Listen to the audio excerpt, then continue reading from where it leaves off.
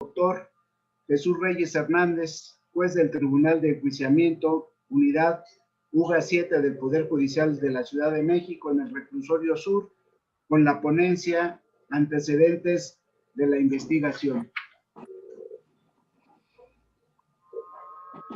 El doctor Jesús Reyes Hernández nació en la Ciudad de México y tiene estudios de licenciado en Derecho, egresado de la Facultad de Derecho de la Universidad Nacional Autónoma de México, maestría en Ciencias Jurídico-Penales, egresado del Instituto Nacional de Ciencias Penales, maestría en Juicios Orales, egresado de la Universidad Tepantlato, doctorado en Ciencias Penales, egresado de la Universidad Tepantlato, doctorado en Derecho Constitucional, docente certificado en temas de Sistema de Justicia Penal Acusatorio por la CETEC de la Secretaría de Gobernación, certificación en Justicia para Adolescentes por el Instituto de la Judicatura Federal, Escuela Judicial, Poder Judicial de la Federación.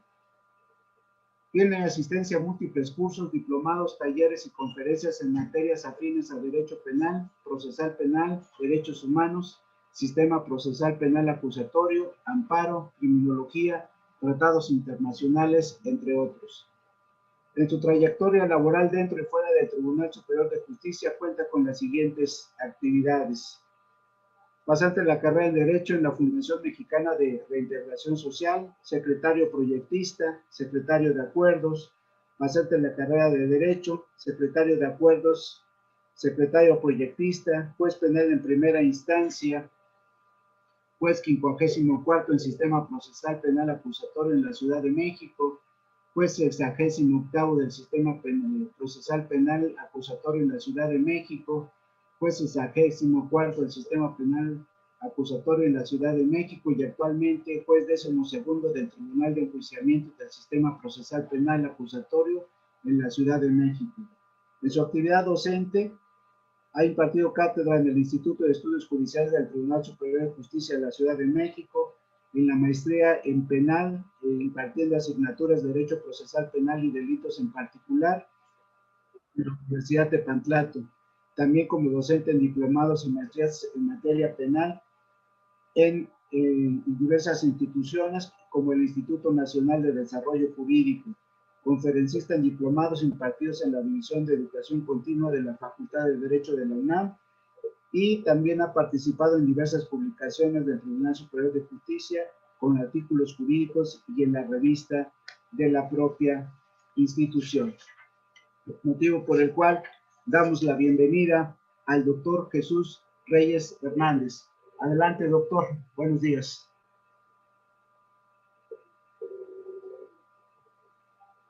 Si puede. Correcto. Bien, confirmamos, ya tenemos audio. Tenemos audio, doctor, adelante. Muchas gracias. Bien, pues agradeciendo la presentación que se ha hecho de un servidor, desde luego saludando a todos los que nos acompañan el día de hoy. Agradecemos desde luego la invitación que nos han hecho a esta 20ª jornada al doctor Enrique González Barrera, al magistrado Alejandro Sampiés Carriles y desde luego a la Universidad de Tepantlato. Bien, vamos a contextualizar ya el tema que nos correspondió el día de hoy, que se llama Antecedentes de la Investigación, en un anteproyecto del Código Nacional de Procedimientos Penales, que por ahí ya alguno de los expositores que tuvo intervención acertadamente señaló que ningún grupo político reconoció.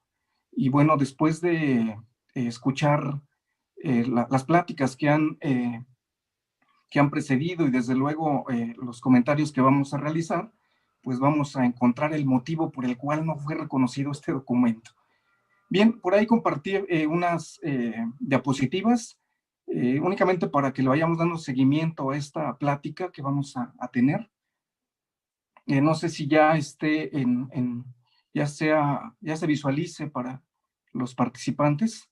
De ser así, me confirman para entonces ya iniciar, por favor.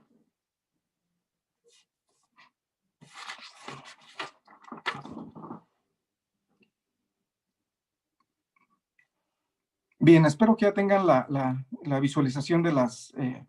son unas diapositivas únicamente como referencias para darle seguimiento a esta plática que vamos a tener. Bien, vamos a establecer entonces que algunos temas ya se resaltaron por algunos otros expositores.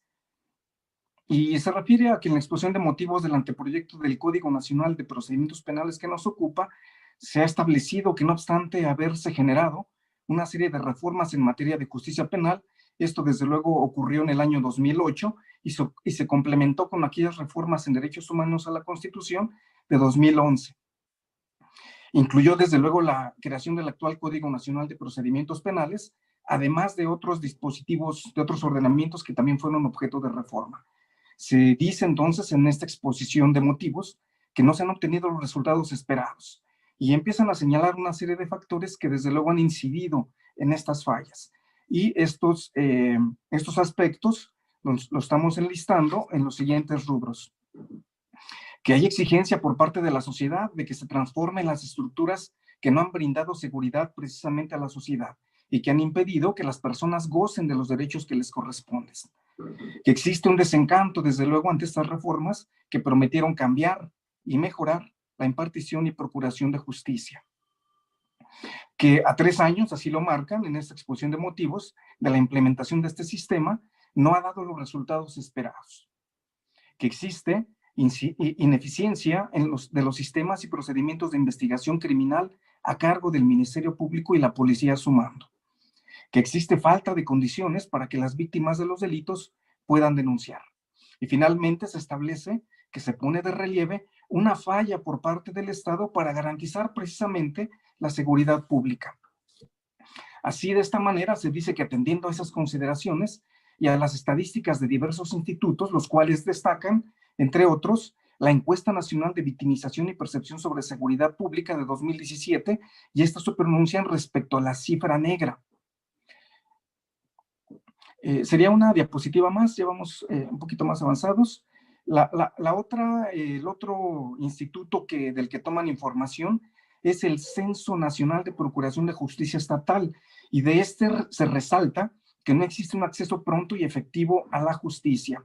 Se retoma también, o se retoman, los trabajos de la Consulta Nacional sobre el modelo de procuración de justicia, y de estos aspectos se destaca que la procuración de justicia enfrenta una crisis, y esta crisis deriva por temas de corrupción, por ausencia de imparcialidad de los órganos jurisdiccionales, violaciones a derechos humanos, las deficiencias en la gestión al interior de las procuradurías.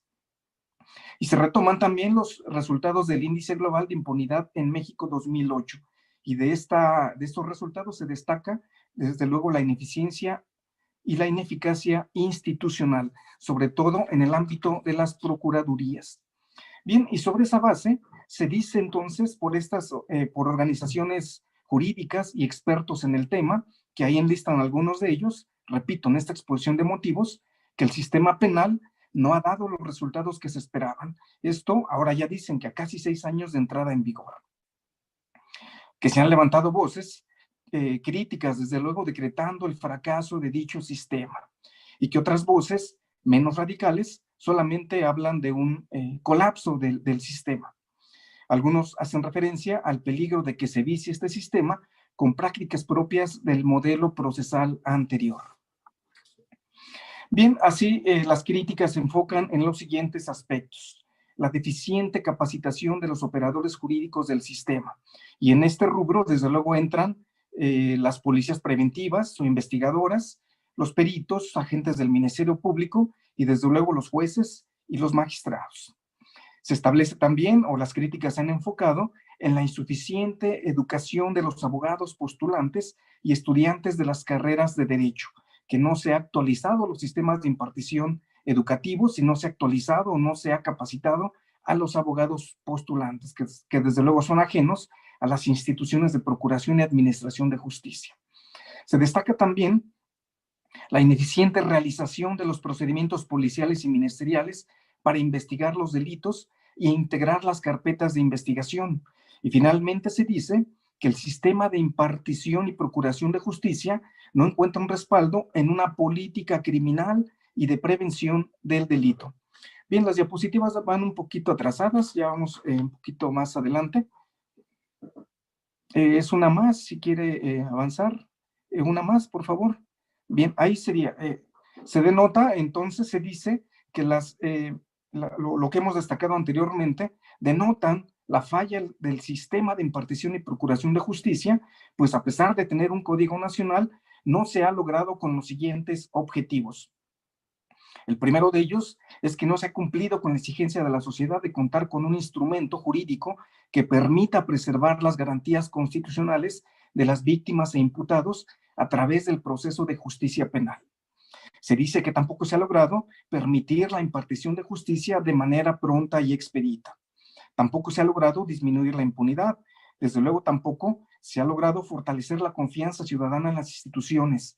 Y finalmente se dice que las medidas cautelares no han dado el resultado esperado, porque incluso estas medidas cautelares han permitido lo que han denominado como la puerta giratoria. Bien, de esa manera se llega a una conclusión, y es en el sentido de que existe la necesidad de crear un nuevo ordenamiento procesal, el cual tome como base los aciertos de la actual normativa e introduzca aquellos aspectos que fortalezcan el equilibrio procesal entre las partes y que permitan agilizar la procuración e impartición de justicia.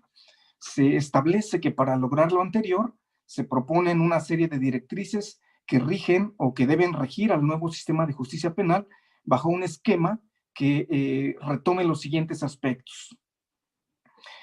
Primero, el del debido proceso, respetuoso del equilibrio de los derechos, tanto de las víctimas del delito y del imputado. Un sistema que parta del principio de presunción de inocencia. Un sistema que se sustenta en los principios rectores del proceso penal establecidos constitucionalmente, es decir, que sea de carácter acusatorio y oral. Un sistema en el que prevalezca la igualdad entre las partes y en el que las pruebas se desahoguen de frente a los tribunales y de cara al público. De esta manera, en este proyecto, en este anteproyecto, se establecen una serie de figuras novedosas. Algunas ya fueron analizadas por expositores que nos ocupan. Yo voy a destacar solamente alguna de estas para no hacer tan cansada ese antecedente y enfocarnos ya de lleno al tema que nos ocupa.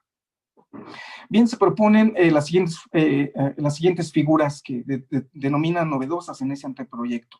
Nuevos conceptos como el de Guardia Nacional, Policía con capacidades para procesar y primer respondiente.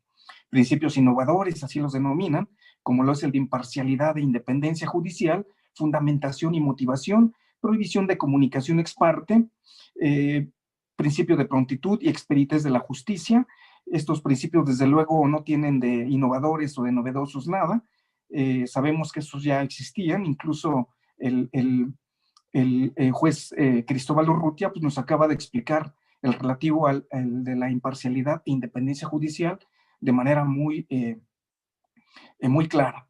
Bien, habla de, como figuras novedosas, la incorporación de actuaciones que serán resguardadas en forma escrita, pues luego rompe ya el sistema o la naturaleza de el que se prevé en la propia Constitución, que es un sistema oral, o debe preponderar este método oral.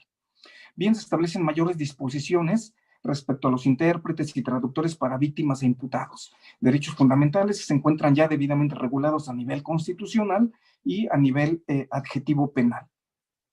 Bien, desde luego establecen también un rol activo del órgano jurisdiccional y con ello evitar que las decisiones que aseguren el éxito de las investigaciones queden al arbitrio del Ministerio Público. Es decir, se pretende darle intervención mayor al órgano jurisdiccional en la etapa de investigación, aunque no se determina de un modo claro.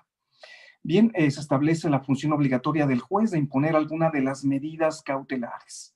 Que sea el órgano jurisdiccional quien elabore el estudio para la imposición de la medida cautelar, la creación de un procedimiento ante la Comisión de Disciplina Judicial del Consejo de la Judicatura Federal o del Consejo de la Judicatura Local, según se trate el órgano jurisdiccional correspondiente, para determinar la responsabilidad de los jueces cuando con sus conductas provoquen obstrucción a la justicia, lo cual evidentemente ya puso de relieve el juez Cristóbal Urrutia de manera clara, estableciendo que esta figura jurídica, al margen de que ya se encontraba debidamente regulada en Código Nacional, en Ley Orgánica y otras disposiciones, pues desde luego únicamente lleva un impacto mediático en torno a que ahora si el juez incurre en alguna de estas conductas, es el propio agente del Ministerio Público que lleva el asunto, quien se convierte en denunciante de tal hecho y desde luego con las consecuencias que ello implica, es decir, la generación de una carpeta de investigación y las molestias que derivan ahí para el órgano jurisdiccional, desde luego influyendo de manera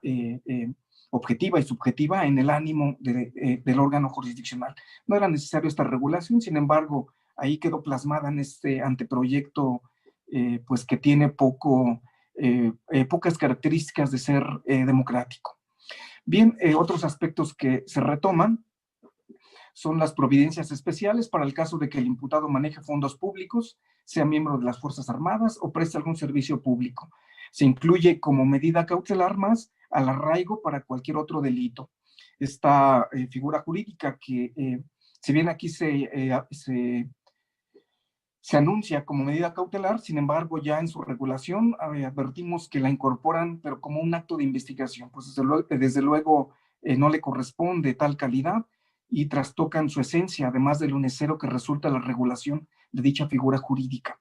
Se puntualizan de nueva cuenta las etapas del procedimiento. Se reitera la participación de los jueces desde la misma investigación. Y se dice que el proceso va a ser dirigido por un único juez, es decir, ya no se distingue entre jueces de control y jueces de tribunal de enjuiciamiento, como actualmente lo prevé el Código Nacional de Procedimientos Penales. Se reitera el involucramiento del órgano jurisdiccional desde el inicio del proceso, incluso este puede ordenarle al Ministerio Público el inicio de una investigación cuando este sea el primero en conocer del hecho, es decir, se puede establecer que el órgano jurisdiccional está facultado para recibir denuncias o en su caso querellas de hechos con apariencia de delito, y en ese caso, pues dar parte al Ministerio Público para que éste inicie su investigación. El órgano jurisdiccional se vuelve un ente controlador de las actuaciones del Ministerio Público y de los derechos de las personas sometidas a una investigación. Y se otorga a la víctima oportunidad para que solicite continuar con el procedimiento como acusador privado, figura que desde luego no es novedosa, ya se encuentra regulada en el Código Nacional de Procedimientos Penales. Nos habla ya en el tema recursivo que la apelación no suspende el procedimiento ni la ejecución de la sentencia, excepto en el caso de apelación contra la exclusión de pruebas. Se refuerza la reposición del procedimiento a través del recurso de apelación. Se incluye el recurso de denegada apelación y finalmente nos dice que se matiza la justicia restaurativa y el procedimiento abreviado.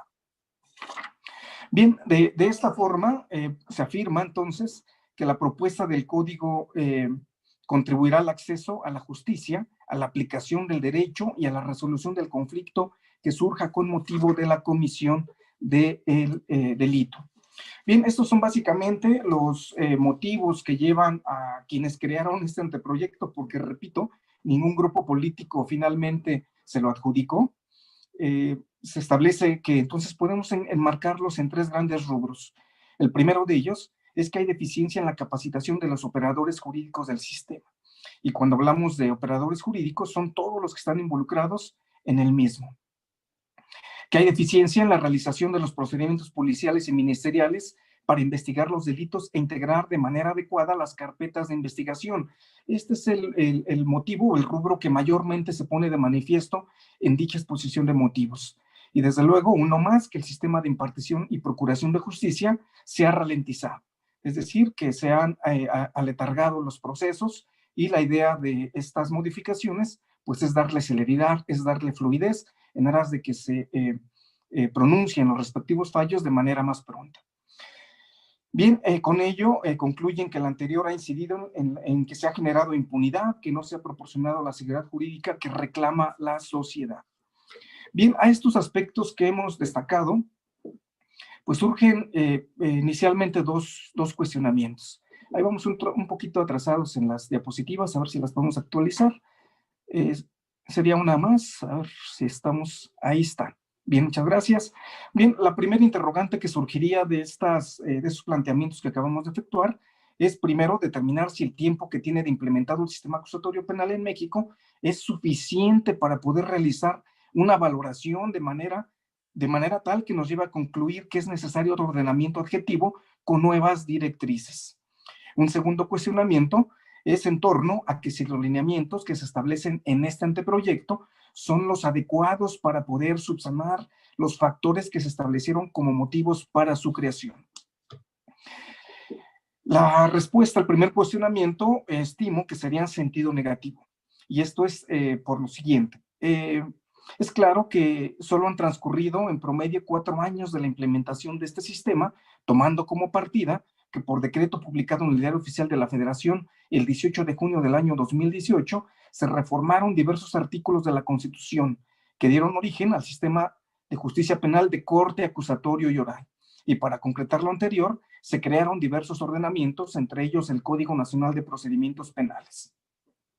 Y se modificaron algunos otros. Sin dejar de advertir que en algunas entidades, por ejemplo, en Chihuahua, ya se había implementado dicho modelo con su código objetivo local. De esta manera, en el referido Código Nacional de Procedimientos Penales, se estableció en su articulado transitorio que entraría en vigor de manera gradual sin que excediera del 18 de junio del año 2016. En esa medida, el tiempo que ha operado este sistema no resulta ser suficiente para arribar de manera objetiva a conclusiones como las que se formulan en la exposición de motivos que se analiza. Es decir, estimo que no ha transcurrido un tiempo suficiente para poder hacer una ponderación, una evaluación de manera objetiva en base a los resultados obtenidos por el sistema y que nos permita estimar que, como algunas voces críticas lo han dicho, este sistema ha fracasado. Estimo que debe dejarse transitar, debe dejar que este sistema continúe en su desarrollo, desde luego perfeccionándose, y en un plazo por lo menos de 10 años, hacer la evaluación respectiva y ya sobre esa base determinar lo conducente. Bien, en torno a la segunda pregunta, de igual forma, esta estimo que debe responderse en sentido negativo.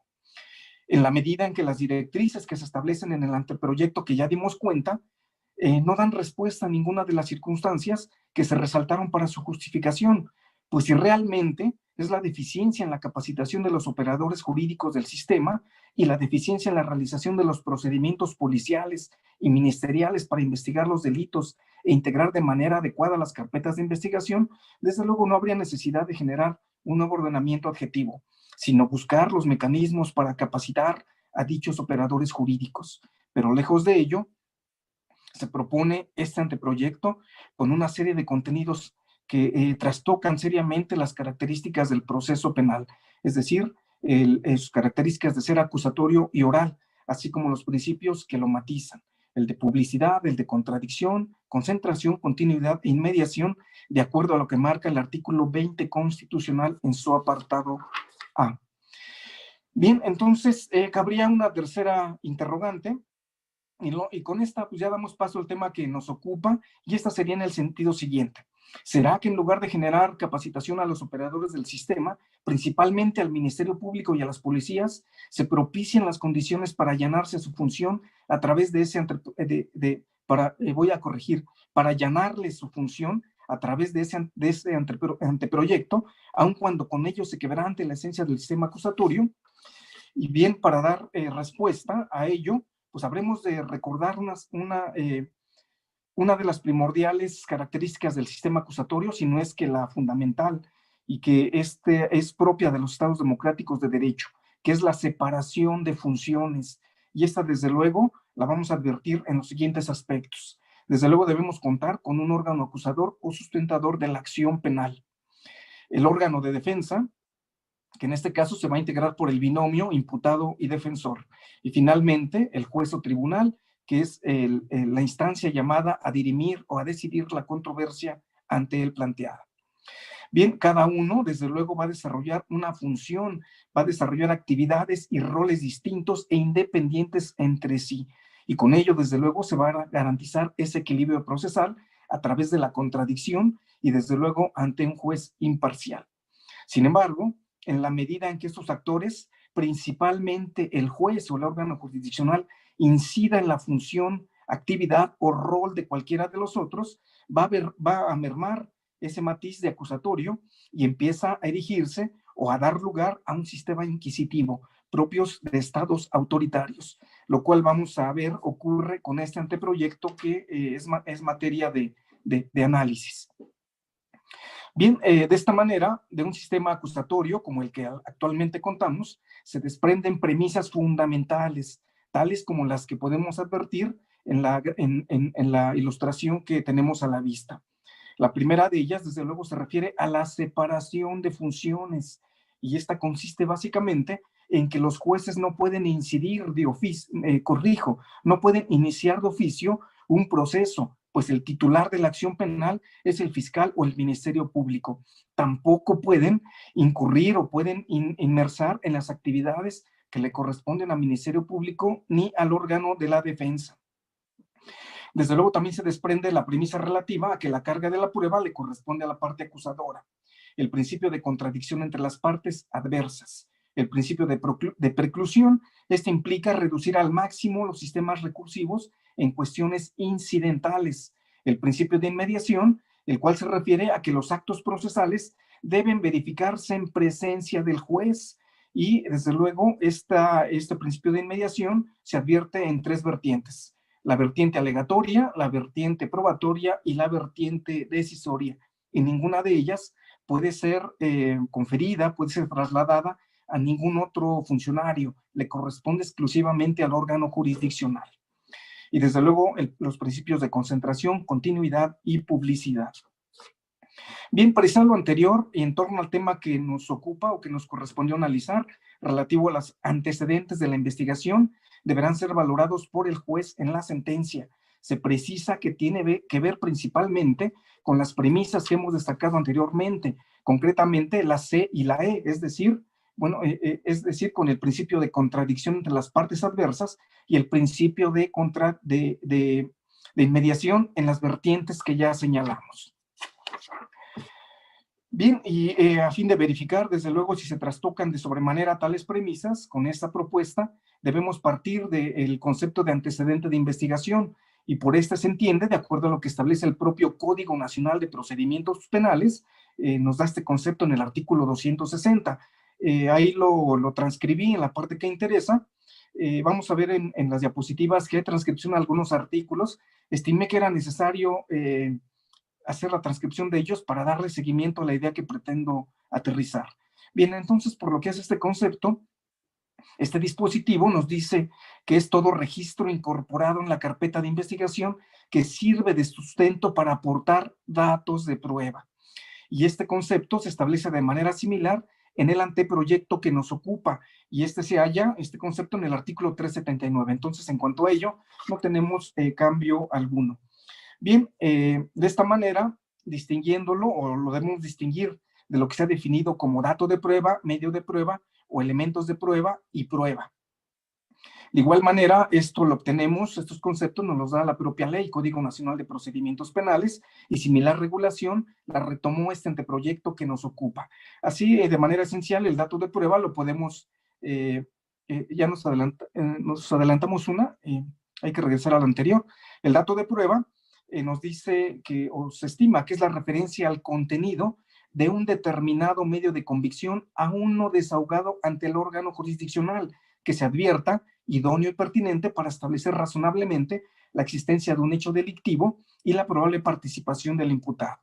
Por medios o elementos de prueba, nos dice que se entiende o se estima a toda fuente de información que permite reconstruir los hechos respetando las formalidades procedimentales previstas para cada uno de ellos.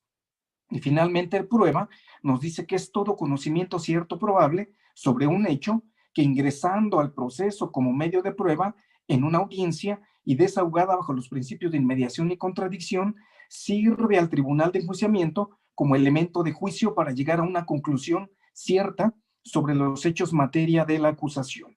Bien, repito, estas figuras jurídicas también fueron retomadas en el anteproyecto sin mayor cambio. Bien, de esta forma debemos también retomar los principios generales del proceso penal establecidos en el apartado A del artículo 20 constitucional, y para el tema que nos ocupa vamos a destacar las fracciones 1 y 2 de este dispositivo, que respectivamente establecen lo siguiente: toda audiencia se desarrollará en presencia del juez, sin que pueda delegar en ninguna persona el desahogo y valoración de las pruebas. Aquí advertimos aquellas tres vertientes que habíamos señalado en torno al principio de inmediación: la vertiente alegatoria, la vertiente probatoria y la vertiente decisoria. La fracción 2 de este dispositivo constitucional nos dice que para los efectos de una sentencia solo se considerarán como prueba aquellas que hayan sido desahogadas en la audiencia de juicio.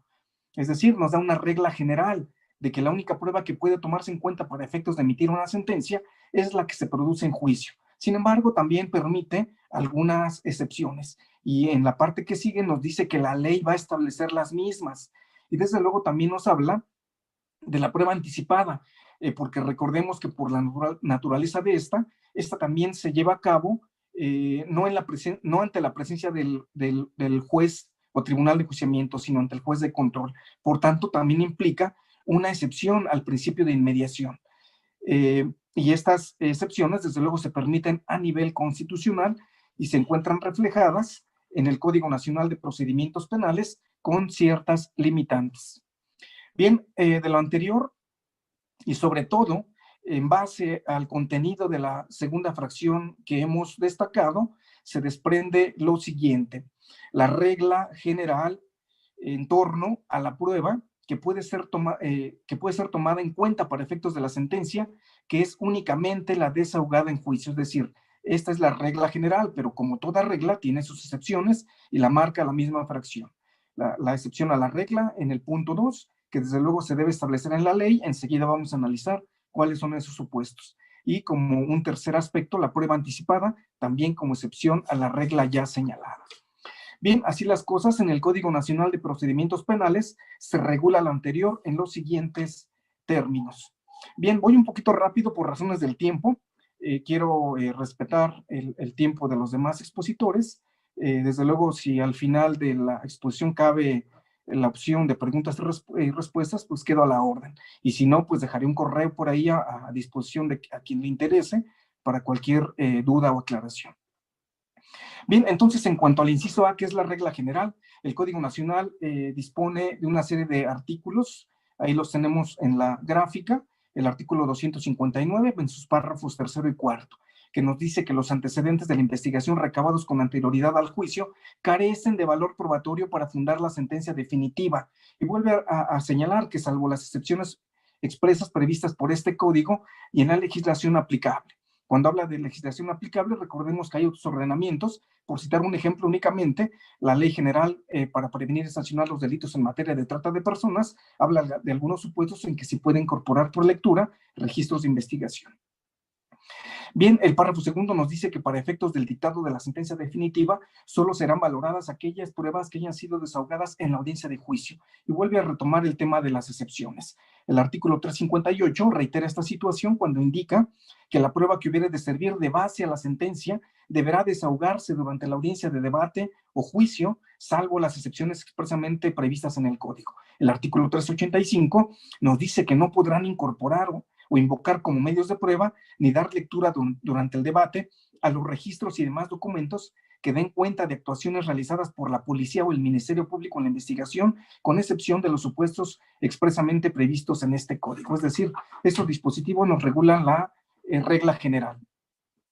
Bien, en cuanto al inciso B, que se refiere a las excepciones a la regla, también el Código Nacional nos establece esta, y concretamente en el artículo 386 prevé la misma, y nos dice que pueden incorporarse al juicio previa lectura o reproducción los registros en que consten anteriores declaraciones o informes de testigos, peritos o acusados, únicamente en los siguientes casos. El primer supuesto es cuando el testigo coimputado haya fallecido, presente un trastorno mental o transitorio, lo voy a corregir, presente un trastorno mental transitorio permanente o haya perdido la capacidad para declarar en juicio y por esa razón no hubiese sido posible solicitar su desahogo anticipado. Y la siguiente hipótesis es cuando la incomparecencia de los testigos, peritos o coimputados fuere atribuible al acusado. Precisa que cualquiera de estas situaciones debe ser debidamente acreditada. El propio Código Nacional, en cuanto al inciso C, es decir, en cuanto a la prueba anticipada, también regula esta situación, concretamente en el artículo 304. Ahí nos dicen qué supuestos procede, la oportunidad en que ello ocurre y ante quién se desahoga. Así nos dice que la oportunidad procesal es hasta antes de la celebración de la audiencia de juicio. Se puede desahogar anticipadamente cualquier medio de prueba pertinente y nos da los requisitos para que ello ocurra. Primero, que se practique ante el juez de control, es decir, es ante autoridad distinta al que va a emitir la sentencia. Pues recordemos que esta la emite el Tribunal de Enjuiciamiento y esta prueba anticipada es ante el juez de control. Desde luego que debe haber solicitud de parte legitimada para ella, alguna parte procesal, quienes deben expresar las razones por las cuales el acto debe realizarse con anticipación a la audiencia de juicio. Y esto puede originarse en virtud de las siguientes situaciones. porque se estime que el testigo no podrá concurrir a la audiencia de juicio por vivir en el extranjero, por existir motivo que hiciera temer su muerte, o por su estado de salud o incapacidad física o mental que le impidiere declarar precisamente en la audiencia de juicio, que sea por motivos fundados de extrema necesidad y para evitar la pérdida o alteración del medio probatorio. Debe practicarse en una audiencia y bajo los lineamientos que se establecen para el desahogo de pruebas ya en la etapa de juicio. Bien, se establece entonces de esta manera los supuestos de excepción que permiten la incorporación de registros antecedentes de la investigación en la etapa de juicio y desde luego conlleva a que deban ser valorados por el tribunal al momento de emitir su sentencia, pues verlo de manera diversa no tendría sentido que se permita la incorporación de esos registros si no van a ser objetos de valoración por parte del órgano jurisdiccional. Entonces, el permitir la incorporación, pues desde luego lleva implícito el que deban ser ponderados o valorados por el tribunal correspondiente. Y desde luego también se establecen los supuestos de admisión de la prueba anticipada en el Código Nacional. Esto se realiza bajo parámetros de razonabilidad y basados desde luego en criterios objetivos de operatividad del sistema. Bien, similar regulación ocurre en el anteproyecto que nos ocupa, es decir, también contiene artículos que establecen la regla general, las excepciones a la regla y la prueba anticipada. Vamos a ver rápidamente los artículos que regulan tal situación. Bien, en cuanto al inciso A o el punto 1, la regla general se dispone el siguiente artículo, el 377 en sus párrafos sexto y séptimo, que nos dice que los antecedentes de la investigación recabados con anterioridad al juicio carecen de valor probatorio para fundar la sentencia definitiva, es decir, retoma la misma regla que el Código Nacional de Procedimientos Penales y desde luego también suman las excepciones que expresamente establezca el Código y en la legislación aplicable, tal cual establece el propio Código Adjetivo que actualmente se encuentra vigente. Nos reitera esta regla en el segundo párrafo cuando nos dice que para efectos del dictado de la sentencia definitiva solo serán valoradas aquellas pruebas que hayan sido desahogadas en la audiencia de desahogo de pruebas. Y retoma otra vez el tema, salvo las excepciones. Bien, en cuanto al inciso B, que se refiere precisamente a las excepciones de esa regla, este anteproyecto sí ya suma otros supuestos, los cuales nos llevan a la conclusión que adelante vamos a realizar. Bien, primeramente en un artículo, el 400, nos dice que los antecedentes de la investigación y elementos de convicción, datos de prueba aportados y desahogados en su caso, en la audiencia, que sirvan como base, aquí viene lo interesante, para el dictado de las medidas cautelares, se valorarán por el juez en la sentencia definitiva, es decir, permite que datos de prueba aportados en una etapa previa, como lo es el pronunciamiento sobre medidas cautelares, esto desde luego siempre y cuando se haya generado audiencia y se hayan desahogado este tipo de datos, pueden ser retomados para efectos de dictar una sentencia definitiva. Esta situación, pues desde luego sí es de llamar la atención. Bien, en el artículo 450, en sus párrafos tercero y cuarto, nos dice lo siguiente: durante la audiencia, los peritos y testigos deberán ser interrogados personalmente. Su declaración personal no podrá ser sustituida por la lectura de los registros en que consten anteriores declaraciones o de otros documentos que las contengan, y solo deberá referirse a esta y a las preguntas realizadas por las partes. Nos dice en el párrafo cuarto que la declaración personal de los peritos y testigos podrá ser sustituida por lectura de los registros que consten cuando, a pesar de ser citados reiteradamente, no comparecen al juicio. Y ya nos complementa, con independencia de que el juez dé vista al Ministerio Público y en su caso al superior jerárquico del perito a efecto de que deslinden la responsabilidad penal y en su caso administrativa que corresponde, es decir, suma un supuesto más en donde pueden incorporarse registros de investigación, que es cuando un testigo, un perito, no obstante haber sido citado reiteradamente, no comparecen al juicio, es decir, ante la contumacia de este órgano de prueba, puede incorporarse su entrevista o declaración por lectura, lo cual también se advierte sumamente grave, pues releva desde luego de la carga de la prueba, en este caso a las fiscalías o a las procuradurías. Bien, y viene un supuesto más, el artículo 464, ese también además de ser grave, pues llama la atención porque nos dice que si el acusado decide no declarar en el juicio, el acusador, aquí se refiere al Ministerio Público o al acusador privado particular, podrá introducir por lectura la declaración previa que haya rendido ante el juez con presencia de su defensor, que será valorada de manera libre y lógica por el juez. Es decir, si el acusado decide no declarar en el juicio, se pueden llevar a aquel sus declaraciones anteriores a través de la lectura, lo cual también se advierte sumamente grave porque rompe con principios que adelante vamos a precisar. Bien, el artículo 472 también incorpora otros aspectos.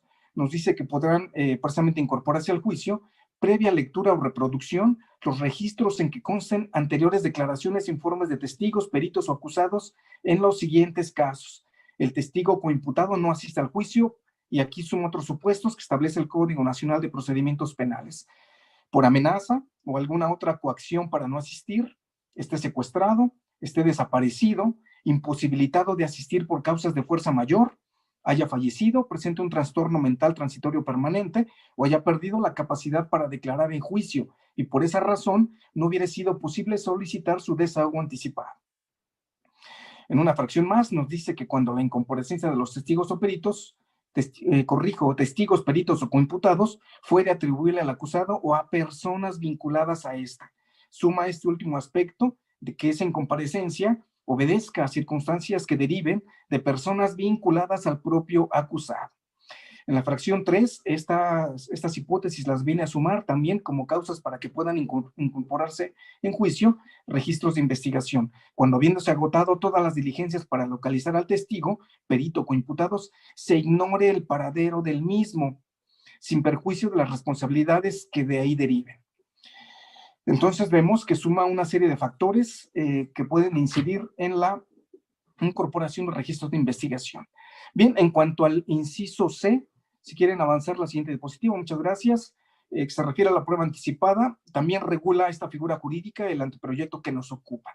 En el artículo 429 nos dice que antes de la celebración de la audiencia de desahogo de pruebas, se podrá desahogar anticipadamente cualquier medio de prueba pertinente, siempre que se colmen los siguientes requisitos: que sea practicada ante el juez de control, ante el juez, y aquí suprime la referencia que hace el Código Nacional de Procedimientos Penales, que es el juez de control, esto para estructurarlo a este nuevo diseño de este anteproyecto, de que hay un único juez. Es la única modificación que hay en ese artículo. Los demás requisitos, la fracción 2, 3 y 4, es similar a la que ya dimos cuenta del artículo 304 del Código Nacional de Procedimientos Penales. Entonces, para no cansarlos tanto, vamos a obviar la lectura de este dispositivo.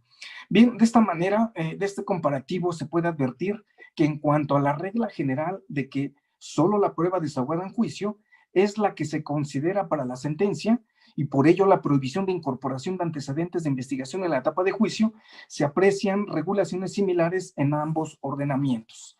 Y vamos a ir rubro por rubro. En el rubro de la prueba anticipada se mantienen los mismos supuestos en que ésta procede. De hecho, el numeral 429 del anteproyecto es una calca, es una copia del numeral 304 del Código Nacional de Procedimientos Penales, a excepción de la fracción primera en relación ante quien se practica dicha actividad procesal, pues se precisa en el dispositivo de aquel que se practicará ante el juez, suprimiendo el calificativo de control, para darle congruencia precisamente con la estructura que se plantea en torno a que ya no hay un juez de control ni un tribunal de enjuiciamiento, sino que todo el procedimiento se ventila, se desarrolla o se lleva ante un solo juez. Donde se advierten cambios significativos, sería la siguiente diapositiva, por favor. Donde se advierten cambios significativos es en torno a las excepciones que se producen, en torno a las excepciones en que se pueden incorporar antecedentes de investigación. Pues en el anteproyecto se conserva la figura de incorporación por lectura de declaraciones anteriores, pero se suman otros supuestos más que permiten incorporar en la etapa de juicio antecedentes de investigación. Así, del artículo 472, que ya dimos cuenta, los supuestos en que opera la incorporación por lectura se establecen en las dos fracciones del artículo 368 del Código Nacional de Procedimientos Penales, pero suma supuestos diversos a estas y adiciona otros en una tercera fracción al establecer que si el testigo coimputado no asista a virtud de que haya sido amenazado, haya sido coaccionado para no asistir, esté secuestrado, esté desaparecido, esté imposibilitado de asistir por causas de fuerza mayor. Estos 4 factores son los que está sumando a los que ya establecía el Código Nacional de Procedimientos Penales, porque en esa fracción, este último ordenamiento únicamente hablaba de que el testigo coimputado haya fallecido, presente algún trastorno mental o haya perdido la capacidad para declarar en juicio y que por esa razón no sea posible desahogar anticipadamente su testimonio. Y en la fracción 2 nos dice que cuando la incomparecencia de los testigos o peritos o coimputados fuere atribuible al acusado, le suma la situación de que esto ocurra también por personas vinculadas a esta, es decir, para no dejar la posibilidad de que el acusado, por ejemplo, pertenezca a la delincuencia organizada y que a virtud de quienes integran esta, pues lleven a cabo actividades que impidan la comparecencia de los testigos, peritos o coimputados. Entonces hacen extensivo no solo al acusado, sino también a personas vinculadas a esta situación que puede derivar en la incomparecencia de alguna de estas personas. Bien, en la fracción 3 suma realmente esta situación en el sentido de que cuando habiéndose agotado todas las diligencias para localizar al testigo, perito o coimputado, se ignore el paradero del mismo. Es decir, ante la contumacia del testigo, perito o coimputado, pues desde luego se puede o permite este anteproyecto que se incorpore por lectura los registros donde conste su declaración o su entrevista correspondiente. Bien, desde luego debemos señalar el tema de las medidas cautelares, que como ya vimos, pues es algo sumamente grave porque si en alguna revisión de medida cautelar se solicita audiencia para tal finalidad y se aportan medios o datos de prueba, que es lo que se permite, pues desde luego esa información que derive en esta audiencia puede permear a través de la incorporación por lectura a juicio, lo cual desde luego es sumamente grave en la medida en que pues esa información no ha sido sometida al estrés de la contradicción y que desde luego el juez la pueda tomar en cuenta para dictar la sentencia, pues trastoca gravemente los principios que hemos enmarcado. Y si esto le sumamos, el que también pueda incorporarse por lectura la declaración previa que hubiere rendido el acusado, si es que éste decide no declarar en juicio, también debe ser valorada por el juez, como lo marca el artículo 464 del anteproyecto que nos ocupa. Esto, desde luego, también trastoca los principios que hemos invocado, se advierte sumamente grave tal situación.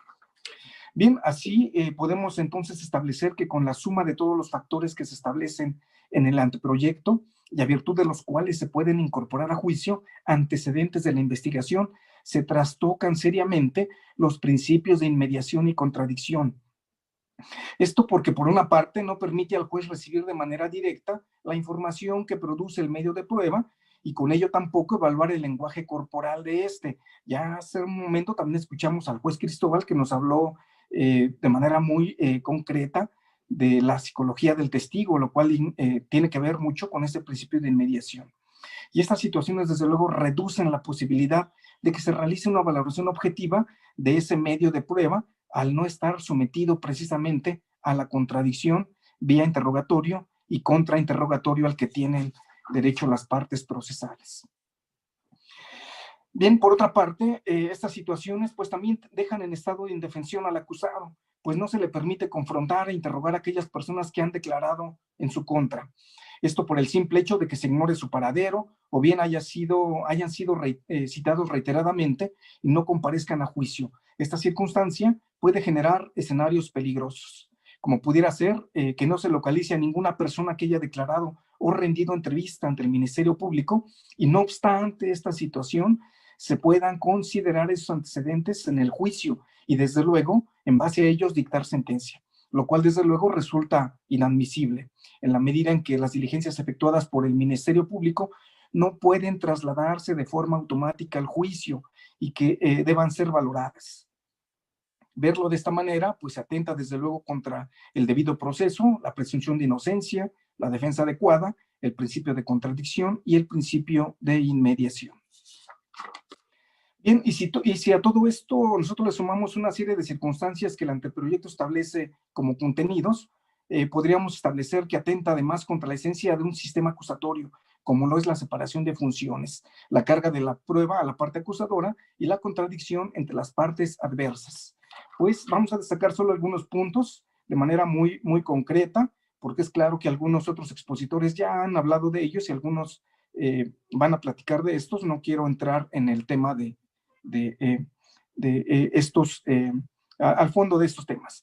Bien, un primer punto que vamos a destacar es la participación del juez en la etapa de investigación, que por ahí la prevé en el artículo 157, fracción 1 y 166, que además del todo no es claro en establecer en qué consiste tal intervención del juez en esa etapa. Es decir, es oscuro este anteproyecto en relación a esta actividad que va a desplegar el órgano jurisdiccional. Otro punto, vamos ya más avanzados ahí en las diapositivas para actualizarnos. Sería una más. Otra más, por favor. Y sería la siguiente, el punto 2. Gracias. Bien, establece también lineamientos para imponer medida cautelar de prisión preventiva. Estos lineamientos están a partir del artículo 196 y siguientes. Estos se aprecian imprecisos e incongruentes, pues establece que para su imposición se debe acreditar el estándar relativo a que los antecedentes de investigación expuestos por el Ministerio Público se desprendan datos que permitan establecer que se ha cometido un hecho que la ley señale como delito y exista la probabilidad de que el imputado lo cometió o participó en su comisión. Este estándar en el Código Nacional de Procedimientos Penales se debe actualizar, pero para emitir un auto de vinculación a proceso. Ahora se retoma este estándar, pero para la medida cautelar.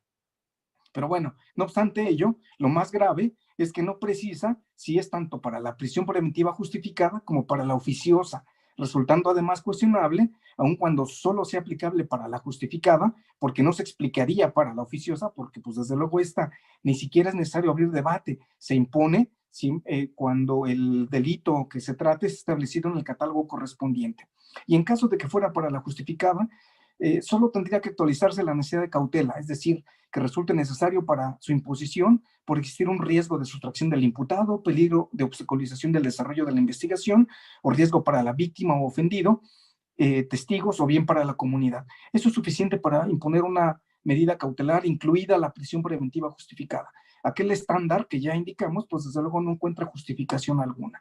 Lejos de ello, pues dará pauta a que se ralentice la fluidez de esa diligencia, es decir, cuando se imponga la medida cautelar, porque deba hacerse un análisis con ese alcance que hemos dado cuenta y que, repito, para el Código Nacional de Procedimientos Penales se utiliza para la emisión de un auto de vinculación a proceso.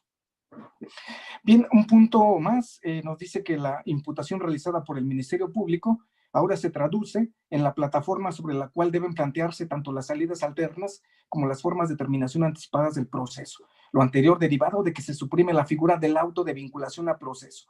Al margen de que esto último pueda considerarse un avance, sin embargo, lo preocupante viene a ser la calificación jurídica que el Ministerio Público otorgue a los hechos imputados, pues como ya no son motivos de análisis, como se hace actualmente en el auto de vinculación, queda bajo su estricto y personal punto de vista, desde luego del Ministerio Público, tal calificación. Y puede dar lugar, desde luego, a planteamientos cuestionables, por no decir una palabra más grave. Y bajo la misma línea de ideas, podemos destacar que la imputación también es la base para la imposición de las medidas cautelares. Por tanto, también estas estarán supeditadas a la calificación jurídica que haga el Ministerio Público de los hechos. Es decir, será preponderante esa calificación, esa estimación, ese planteamiento que haga el Ministerio Público para los fines que hemos señalado. Bien, un punto más, los lineamientos de un procedimiento abreviado. Artículos 234 a 240. Acotado esta figura jurídica a delitos sancionados con pena privativa de la libertad cuyo término medio aritmético no sea mayor a 5 años. Ya no para todos los delitos como permite actualmente el Código Nacional de Procedimientos Penales. Y además esa regulación atenta contra su propia naturaleza, pues ya no se le aprecia como el allanamiento de un imputado a la pretensión ministerial, para que una vez que acepte su responsabilidad y se cubran otros requisitos, como lo es que se cuente con los datos de prueba suficientes para corroborar la imputación, pueda acceder a una pena disminuida. que sería entonces el beneficio que se obtiene de esta figura jurídica, y se culmine con una sentencia condenatoria. Este procedimiento está diseñado para que culmine con sentencias de esta naturaleza. Y digo que atenta contra la esencia misma porque ahora permite que se ofrezcan, admitan y desahoguen pruebas en audiencia, y por tanto puede concluir con una sentencia condenatoria o incluso absolutoria. Esta última afirmación se hace en la medida en que no habría entonces alguna explicación para que precisamente se produzca prueba en los términos señalados y únicamente concluya con sentencia condenatoria. Y con ello, desde luego, se trastoca la esencia y naturaleza de esta figura jurídica. Bien, un punto más es la reestructura que se hace de las etapas del procedimiento, que es de manera poco clara, sin considerar, como ya lo señalamos, el auto de vinculación a proceso, el que a la fecha sirve como un filtro a los planteamientos ministeriales, porque este auto de vinculación finalmente se traduce a la base sobre la cual se decide sobre medidas cautelares y sobre los temas de formas de terminación anticipada del proceso y salidas alternas. Bien, se establece la figura del arraigo, artículos 346, fracción 6 y 372 a 376, pero no contemplada como medida cautelar como correspondería, de acuerdo a su naturaleza y como se anunció en la exposición de motivos, sino que la regula como un acto de investigación. Figura que se estima innecesaria, es decir, que se regule la misma, al margen de todos los cuestionamientos de inconstitucionalidad que se han hecho sobre esta figura jurídica. Y se estima que es innecesaria, pues el Ministerio Público requiere, para lograr el éxito de su investigación, para la protección de personas o de bienes, o cuando existe el riesgo de que el imputado se sustraiga de la acción de la justicia, el mantener a una persona privada de la libertad, pues basta con que acuda ante el juez para formular la imputación y en base a los factores que ya señalamos anteriormente, solicitar la medida cautelar de prisión preventiva justificada o bien oficiosa. Pues ahora el juez ya no revisará los requisitos de un auto de vinculación y por ende solo se pronunciará en base a la imputación en torno, desde luego, a la medida cautelar. Por tanto, esta figura jurídica del arraigo pues ya no resultaría necesaria dado el diseño que se establece en este anteproyecto. Bien, otro factor que se sumó a este documento es el supuesto de que si el acusado decide declarar y falta la verdad, será un agravante para efectos de la sentencia. Esto está en el artículo 393. Se regula de igual manera la prueba documental y hace distinción entre documento privado y público. Es decir, se aparta de los lineamientos que establece el Código Nacional de Procedimientos Penales y desde luego le otorga valor bajo la figura de la prueba tasada, porque nos dice que si es un documento público tendrá valor probatorio pleno. Entonces ya se aparta de los sistemas que actualmente permean en el Código Nacional de la valoración libre y lógica de los medios de prueba o de la prueba. Retoma lenguaje y actividad procesal que se identifica con sistemas mixtos, tales como conclusiones de las partes y que además deben ser por escrito y fuera de la audiencia de desahogo de pruebas. Esto lo encontramos a partir de los artículos 489 y 490. Y esto para sustituir a los alegatos de clausura que desde luego se emiten en la misma audiencia y de manera verbal. Vinculado a lo anterior, se establece el supuesto de que el juez puede emitir sentencia aun cuando las partes procesales no hayan formulado conclusiones, únicamente tomando como base las pruebas admitidas y desahogadas. Esto último, desde luego, invadiendo funciones propias de actividades de las partes procesales del Ministerio Público y desde luego del órgano de la defensa, rompiendo con esto desde luego con un sistema acusatorio. Finalmente, el catálogo de resoluciones, no, son unos puntitos más, creo que todavía estamos en tiempo. El catálogo de resoluciones apelables, artículo 570, el cual se incrementa de sobremanera, trastocando el principio de preclusión que implica reducir al máximo el sistema recursivo propio de un sistema acusatorio oral. Establece el recurso de denegada apelación, artículo 592 a 597, que resulta por demás contradictorio e incongruente, en la medida en que este procede cuando no se admite el diverso recurso de apelación o bien se admite en un efecto diverso. Sin embargo, cabe establecer que en cuanto a la admisión del recurso de apelación, se pronuncia el tribunal de segunda instancia, y esto está en el artículo 578 del anteproyecto, no el juez que emitió la resolución impugnada. Entonces, por este diseño procesal, ni siquiera resultaría factible que opere este recurso, es decir, es incongruente el planteamiento de este recurso por el propio diseño en cuanto a la admisión de el mismo, en este caso del recurso de apelación.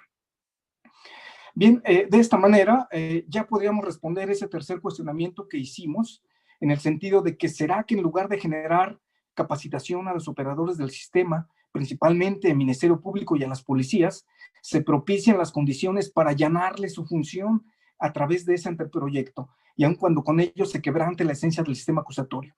Y la respuesta, desde luego, sería en sentido afirmativo.